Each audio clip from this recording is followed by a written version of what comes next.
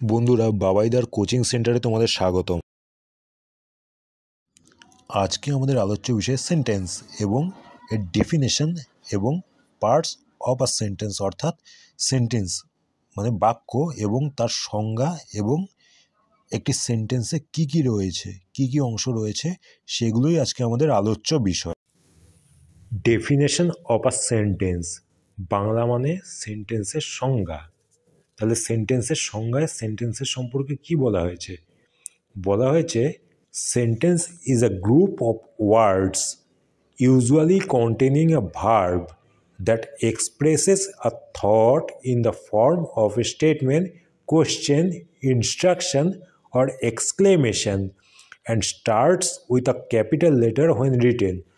অর্থাৎ সেন্টেন্স হচ্ছে একগুচ্ছ শব্দ যার মধ্যে সাধারণত একটি ভার্ব থাকবে এবং মনের ভাব প্রকাশ করবে বক্তব্যের আকারে, প্রশ্নের আকারে, নির্দেশ, আদেশ, অনুরোধ ইত্যাদির আকারে অথবা বিস্ময়ের আকারে। তাহলে মনের ভাব প্রকাশ করা বলতে কি বোঝানো হচ্ছে এখানে? মনের ভাব প্রকাশ বলতে দেখো, আমাদের মনের মধ্যে তো নানা রকম চিন্তা ভাবনা সব সময় আসে, সেগুলোকে আমরা একের পর এক শব্দ সাজিয়ে অন্যের কাছে প্রকাশ করি, কখনো সেটা মুখে বলে, কখনো সেটাকে লিখে। তো এই কথাটাই এখানে বলা হয়েছে যে একগুচ্ছ শব্দ যখন পাশাপাশি বসে মনের ভাব সঠিকভাবে প্রকাশ করবে, কোনো বক্তব্যের আকারে বা প্রশ্নের আকারে বা কোনো নির্দেশ, অনুরোধ, আদেশ ইত্যাদির আকারে বা বিস্ময়ের আকারে, তখন সেটাকে আমরা শব্দ বলবো। আরেকটা কথা কি বলা হয়েছে এখানে সেন্টেন্সের সম্পর্কে? যখন সেন্টেন্সকে লেখা হবে তখন সেটা শুরু হবে ক্যাপিটাল লেটারে, অর্থাৎ সেন্টেন্সের প্রথম যে ওয়ার্ডটা থাকবে তার প্রথম অ্যালফাবেটটা হবে ক্যাপিটাল লেটার। বুঝতে পারলে তোমরা? ঠিক আছে, এবার চলো কতগুলো উদাহরণের মাধ্যমে আমরা দেখে নিই যে এতক্ষণ সেন্টেন্সের যে ডেফিনেশন আমরা পড়লাম তাতে সেন্টেন্সের যে বৈশিষ্ট্যগুলোর কথা বলা হয়েছে, সেই বৈশিষ্ট্যগুলো দেখে আমরা কি করে বুঝতে পারবো যে কোনো শব্দগুচ্ছ সেটা সেন্টেন্স কি সেন্টেন্স নয়। এখানে তোমাদেরকে প্রথমেই বলে রাখি, কতগুলো শব্দ পাশাপাশি বসিয়ে দিলাম মানে কিন্তু সেটা সেন্টেন্স হয়ে গেল না। ঠিক আছে, সেই শব্দগুচ্ছর মধ্যে কতগুলো বৈশিষ্ট্য থাকতে হবে, তাহলেই সেই শব্দগুচ্ছকে আমরা সেন্টেন্স বলবো। কীরকম? প্রথমত সেই শব্দগুচ্ছের একটা মানে থাকতে হবে, একটা অর্থ থাকতে হবে, সেটা কোনো একটা মনের ভাবকে সঠিকভাবে প্রকাশ করবে। কীরকমভাবে মনের ভাব সঠিকভাবে প্রকাশ করা বলতে কী বোঝাচ্ছি আমি বলি। দেখো, আমরা তো অনেক কিছু ভাবি, অনেক কিছু চিন্তা করি এবং সেটা আমরা সবসময় চাই কি অন্য কাউকে জানাতে। অন্য কাউকে আমরা কি করে আমাদের চিন্তা ভাবনাগুলোর কথা জানাই? সেটা হচ্ছে হয় মুখে বলে বা নয় লিখে, একের পর এক শব্দ সাজিয়ে আমরা আমাদের যে চিন্তা ভাবনাগুলো সেগুলো অন্যের সামনে তুলে ধরি। তো এলোমেলোভাবে কতগুলো শব্দ পাশাপাশি রাখলেই তো আমার বিপরীতে যিনি আছেন তিনি আমার কথা বুঝতে পারবেন না। সেই শব্দগুলোর একটা মানে থাকতে হবে, তাই তো? সেই শব্দগুলো ঠিকভাবে সাজাতে হবে। সেই শব্দগুলো একসঙ্গে শুনে তিনি যেন বুঝতে পারেন যে আমি কি বলতে যাচ্ছি, তাহলেই তো সেই শব্দগুলো একটা বাক্য হয়ে উঠবে। সেরকমই এখানে বলা হয়েছে যে সেন্টেন্স হচ্ছে একগুচ্ছ শব্দ দ্যাট এক্সপ্রেসেস আ থট, যেটা কিনা মনের ভাবকে প্রকাশ করে। কীভাবে মনের ভাব প্রকাশ করে? কখনো কোনো স্টেটমেন্টের আকারে। স্টেটমেন্ট মানে বক্তব্য। আমরা কোনো ঘটনার কথা যখন সাধারণভাবে কাউকে বলি না, তখন সেটা হচ্ছে স্টেটমেন্ট। তো কোনো স্টেটমেন্টের আকারে বা প্রশ্নের আকারে বা কোনো ইনস্ট্রাকশনের আকারে। ইনস্ট্রাকশন বলতে কাউকে কোনো কিছু করতে আমরা বললাম, সেটা আদেশ করতে পারি বা অনুরোধ করতে পারি। ঠিক আছে, তো সেইটাই মানে ইনস্ট্রাকশন। সেই ইনস্ট্রাকশনের আকারে বা এক্সক্লেমেশন অর্থাৎ বিস্ময়ের আকারে। কখনো কোনো জিনিস থেকে আমরা কিন্তু অবাক হয়ে গেলে, হে ভগবান, এটা কি হলো, ও মাই গড, এটা কি করে ফেললাম আমি। এই ধরনের বাক্যগুলো হচ্ছে এক্সক্লেমেশন। তাহলে একগুচ্ছ শব্দ যখন সেগুলো মনের ভাবকে প্রকাশ করবে কোনো বক্তব্যের আকারে বা প্রশ্নের আকারে বা কোনো নির্দেশ, অনুরোধ, আদেশ ইত্যাদির আকারে বা বিস্ময়ের আকারে, তখন সেটাকে আমরা বলবো সেন্টেন্স। আর এই শব্দগুচ্ছের মধ্যে সাধারণত একটা ভার্ব থাকবে। দেখো এখানে 4টা উদাহরণ আমি দিয়েছি। The bird eats fruit, does the bird eat fruit, ask him if the bird eats fruit or not, oh my God the bird is eating fruit. প্রত্যেকটাতেই দেখো একটা করে ভার্ব রয়েছে, ইট, তাই তো? আর কি বলা হয়েছে সেন্টেন্সের ডেফিনেশনে? বলা হয়েছে যে সেন্টেন্সকে যখন লেখা হবে তখন সেটা শুরু হবে ক্যাপিটাল লেটারে, অর্থাৎ সেন্টেন্সের যে প্রথম যে ওয়ার্ডটা থাকবে তার প্রথম অ্যালফাবেটটা হবে ক্যাপিটাল লেটার। এই বৈশিষ্ট্যগুলো যদি ওই শব্দগুচ্ছের মধ্যে থাকে তখনই আমরা সেটাকে সেন্টেন্স বলবো। তাহলে এই যে চারটা যে উদাহরণ তোমাদের সামনে দেওয়া হয়েছে, দেখো চারটি উদাহরণের মধ্যে কিন্তু এই বৈশিষ্ট্যগুলো রয়েছে যেগুলো আমরা সেন্টেন্সের ডেফিনেশনে আমরা পড়েছি। অতএব চারটি যে শব্দগুচ্ছ উদাহরণ হিসাবে দেওয়া আছে প্রত্যেকটাই কিন্তু sentence. General parts of a sentence, অর্থাৎ একটি সেন্টেন্সে সাধারণভাবে কি কি অংশ রয়েছে। দেখো মানুষের শরীরে যেমন দুটো প্রধান অংশ রয়েছে অর্থাৎ মাথা এবং শরীর, তেমন একটি সেন্টেন্সেও দুটো অংশ রয়েছে, সাবজেক্ট এবং প্রেডিকেট। আচ্ছা, তাহলে সেন্টেন্সের সাবজেক্ট আমরা কাকে বলবো? সেন্টেন্সের সাবজেক্ট আমরা তাকেই বলবো যার সম্পর্কে সেন্টেন্সে কোনো কিছু বলা হয়েছে, অর্থাৎ কোনো একটি সেন্টেন্সের প্রধান অংশই হচ্ছে সাবজেক্ট।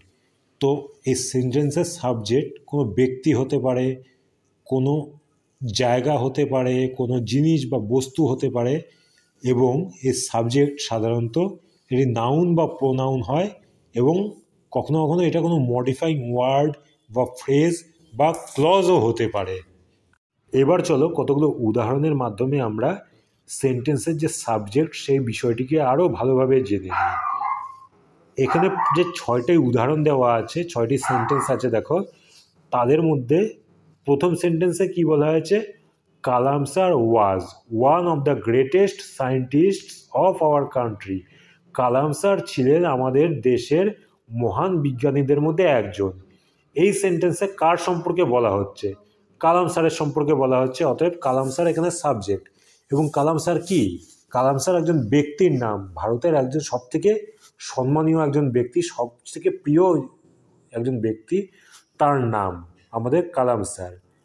তো এখানে সাবজেক্ট একজন পার্সন। পরের সেন্টেন্সে কি বলা হয়েছে? Digha is a nice place to visit. ঘুরতে যাওয়ার পক্ষে দীঘা একটি চমৎকার স্থান।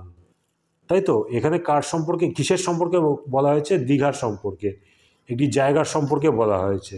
এখানে সাবজেক্ট অথবা একটি প্লেস। পরের সেন্টেন্সে কি বলা হয়েছে? Gold is a precious metal. সোনা একটি মূল্যবান ধাতু। এখানে কিসের সম্পর্কে বলা হয়েছে? এখানে সোনার সম্পর্কে বলা হয়েছে, সোনা একটি বস্তু। এবার দেখো এখানে যে 3টে উদাহরণ যে দিলাম, যে কালাম স্যার, দীঘা, গোল্ড, এই 3টা সাবজেক্টই কিন্তু কোনো না কোনো কিছুর নাম বোঝাচ্ছে। প্রথমে কালাম স্যার, সেটা একজন ব্যক্তির নাম বোঝাচ্ছে। দ্বিতীয়তে দীঘা, কোনো একটি জায়গার নাম বোঝাচ্ছে। তৃতীয়তে গোল্ড, কোনো একটি বস্তুর নাম বোঝাচ্ছে। আমরা জানি কোনো কিছুর নাম মানে নাউন, অতএব এই 3টি উদাহরণে সাবজেক্ট হচ্ছে একটি করে নাউন। চতুর্থ উদাহরণটা দেখো, সেখানে বলা হয়েছে he is a good student. সে একজন ভালো ছাত্র। এখানে কার সম্পর্কে বলা হয়েছে? হি এর সম্পর্কে বলা হয়েছে। এখানে হি কি? হি সাবজেক্ট এবং এটি একটি প্রোনাউন। কেন? আমরা যদি নামের বদলে যা বসে সেটাই হচ্ছে প্রোনাউন। এখানে কোনো নাম, রাম, শ্যাম, যদু, মধু, কিছুর বদলে হি বসানো হয়েছে, অতএব হি একটি প্রোনাউন এখানে, এবং এই সেন্টেন্সের সাবজেক্ট। 5 নম্বর উদাহরণে আমরা কি দেখছি? এখানে বলা হয়েছে the captain of the team is the highest scorer of the match. অর্থাৎ এই দলের নেতা ম্যাচের সর্বোচ্চ রানকারী। এখানে কার সম্পর্কে বলা হয়েছে? বলা হয়েছে দ্য ক্যাপ্টেন অফ দ্য টিমের সম্পর্কে বলা হয়েছে, দলের যে নেতা তার সম্পর্কে বলা হয়েছে, অতএব সে সাবজেক্ট এবং সে একটি ফ্রেজ। এখানে সাবজেক্টে একটি ফ্রেজ। কেন? আমরা জানি ফ্রেজ মানে শব্দগুচ্ছ, কতগুলো শব্দ পাশাপাশি বসে যখন একটি শব্দের মতন কাজ করে, একাধিক ওয়ার্ড মিলে যখন একটি ওয়ার্ড হিসাবে প্রতিভূত হয় তখন সেটাকে আমরা বলি ফ্রেজ। এই ফ্রেজ, ক্লজ এগুলো সম্পর্কে আমি পরবর্তী কোনো ভিডিওতে আরও বিস্তারিতভাবে আলোচনা করব। তো এখানে সাবজেক্ট হচ্ছে the captain of the team এবং এখানে সাবজেক্ট একটি ফ্রেজ। পরের উদাহরণটায় আমরা দেখি কি বলা হয়েছে। বলা হয়েছে I have to make my parents happy was the only motivational thought during struggle. তার সংগ্রামের সময় একমাত্র তাকে উৎসাহ দিয়েছে কোন চিন্তাটা? আমাকে আমার মা বাবাকে সুখী করতে হবে। I have to make my parents happy. এখানে I have to make my parents happy was the only motivational thought during struggle. আমাকে আমার মা বাবাকে সুখী করতে হবে, এটাই ছিল তার একমাত্র অনুপ্রেরণামূলক চিন্তা তার লড়াইয়ের সময়। তাহলে এই সেন্টেন্সে কার সম্পর্কে বলা হয়েছে? বলা হয়েছে একটা চিন্তার সম্পর্কে। সেই চিন্তাটা কি? I have to make my parents happy, আমাকে আমার মা বাবাকে সুখী করতে হবে। এখানে কিসের সম্পর্কে বলা হয়েছে? এখানে যে I have to make my parents happy, এই যে চিন্তাটা, সেটার সম্পর্কে বলা হয়েছে। তো অতএব এটা এখানে সাবজেক্ট এবং এটি একটি ক্লজ। ঠিক আছে, ক্লজ মানে বাক্যাংশ। এই ক্লজ সম্পর্কে আমি আলোচনা করব একটু আগে তোমাদের যেটা বললাম। তাহলে আমরা কি দেখতে পাচ্ছি? এই 4টা সেন্টেন্সে আমরা কোনটা কোনটা সাবজেক্ট সেটা আমরা দেখলাম, এবং কি ধরনের সাবজেক্ট, কোনটা নাউন, কোনটা প্রোনাউন, কোনটা ক্লজ, কোনটা ফ্রেজ, সেটাও আমরা দেখে নিলাম। আমরা দেখে নিলাম কিভাবে নাউন, প্রোনাউন, ক্লজ বা ফ্রেজ সাবজেক্ট হয়ে উঠতে পারে কোনো সেন্টেন্স। এবার চলো সেন্টেন্সের প্রেডিকেট সম্পর্কে বিস্তারিতভাবে আমরা জেনে নিই। প্রেডিকেট কি? প্রেডিকেট বলতে বোঝাচ্ছে সেন্টেন্সের সাবজেক্টের সম্পর্কে আমরা যা কিছু বলি সেটাই হচ্ছে প্রেডিকেট। আর প্রেডিকেটের সঙ্গে সবসময় একটি ভার্ব থাকবে এবং তার সঙ্গে ডিরেক্ট অবজেক্ট, ইনডাইরেক্ট অবজেক্ট বা সাবজেক্ট কমপ্লিমেন্ট থাকতে পারে। বন্ধুরা, তাহলে চলো কিছু উদাহরণের মাধ্যমে আমরা প্রেডিকেট বিষয়টিকে আরও ভালোভাবে জেনে নিই। এখানে দেখো 3টা সেন্টেন্সকে আমি উদাহরণ হিসাবে রেখেছি। প্রথম সেন্টেন্সে কি বলা হয়েছে? বলা হয়েছে হি গিভস আ পেন, সে একটি কলম দেয়। এই সেন্টেন্সে আমরা যদি বলি সাবজেক্টকে, সাবজেক্ট হচ্ছে হি, কারণ এখানে হি এর সম্পর্কে বলা হয়েছে। আর আমরা কি জানি? আমরা জানি সাবজেক্টের সম্পর্কে যাই কিছু বলা হয়ে থাকে সেটা হচ্ছে প্রেডিকেট। এখানে হি এর সম্পর্কে কি বলা হয়েছে? হি এর সম্পর্কে বলা হয়েছে হি গিভস আ পেন, সে একটি কলম দেয়। তাহলে এখানে প্রেডিকেট হচ্ছে গিভস আ পেন। তোমরা দেখতে পাচ্ছ এখানে প্রেডিকেট অংশটিকে আমি বোল্ড করে দিয়েছি। আমরা আরও কি জেনেছি? আমরা জেনেছি যে প্রেডিকেটের সঙ্গে অবশ্যই একটি ভার্ব থাকবে। এখানে ভার্ব কোনটা? এখানে ভার্ব গিভস, হলুদ রং করে দেওয়া আছে দেখো। আর কি থাকবে? আর আমরা জানি প্রেডিকেটে ভার্বের সঙ্গে একটি ডিরেক্ট অবজেক্ট থাকতে পারে বা একটি ইনডাইরেক্ট অবজেক্ট থাকতে পারে বা একটি সাবজেক্ট কমপ্লিমেন্ট থাকতে পারে। এখানে ডিরেক্ট অবজেক্ট হিসাবে আছে আ পেন। পরের সেন্টেন্সে দেখি, পরের সেন্টেন্সে আছে he gives me a pen. এখানে সাবজেক্ট অবশ্যই হি, আগেরটার মতোই, এবং প্রেডিকেট হচ্ছে গিভস মি আ পেন, এটা হচ্ছে প্রেডিকেট। তাহলে এখানেও ভার্ব গিভস, এবং কি দেখতে পাচ্ছি এখানে আমরা দেখতে পাচ্ছি ডিরেক্ট অবজেক্ট হিসাবে আগের মতোই আ পেন আছে, কিন্তু এখানে একটি ইনডাইরেক্ট অবজেক্ট যুক্ত হয়েছে, ইনডাইরেক্ট অবজেক্ট মি। তৃতীয় সেন্টেন্সে আমরা যাই। তৃতীয় সেন্টেন্সে কি বলা হয়েছে? তৃতীয় সেন্টেন্সে বলা হয়েছে the wood is lovely dark and deep, বনভূমিটি হয় মনোরম, অন্ধকার এবং গহীন। তাহলে এখানে সাবজেক্ট কি? সেন্টেন্সের যার সম্পর্কে বলা হয়েছে অবশ্যই সে সাবজেক্ট। এখানে দ্য উডের সম্পর্কে বলা হয়েছে, দ্য উড এখানে সাবজেক্ট, এবং সাবজেক্টের সম্পর্কে কি বলা হয়েছে? The wood is lovely dark and deep, বনভূমিটি হয় মনোরম, অন্ধকার এবং গহীন। তাহলে এখানে প্রেডিকেট কি? প্রেডিকেট এখানে is lovely dark and deep, এই যে বোল্ড অংশটুকু, এটা হচ্ছে প্রেডিকেট।